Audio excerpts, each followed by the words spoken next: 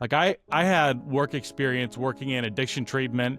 You've had experience working for the BBC. And I think if you have to work a real job out in the real world, the effectiveness of something, whether it actually works or not, that matters, right? In academia, it's just you live in this world of ideas where the consequences of those ideas are irrelevant. And so you can essentially live in this fantasy land indefinitely. You don't have to deal with the consequences. But if you work a real job, you do have to deal with those consequences. Yeah, that's a really interesting point, Brian. And while you were talking, I was thinking of our political class as well in this country. You know, career politicians who haven't ever actually had a job.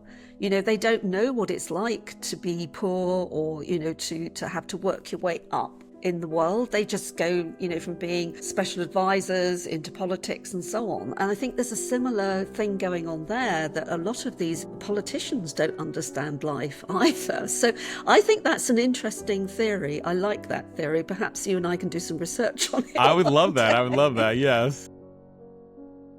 Yeah, but the other thing I should mention, Ryan, I want you to know, you may know this already. Do you know Luke Conway's research on the agreement paradox? I don't think so. I would definitely recommend you have a look at this. I know it because I did a workshop presentation for OTI recently, and I discovered his work as a result of that. He's a social psychologist. He's in the States, and he and his colleagues have come up with this theory. They call it the agreement paradox, which is when ideas are being kind of promulgated in a society, but they're not built on solid foundations.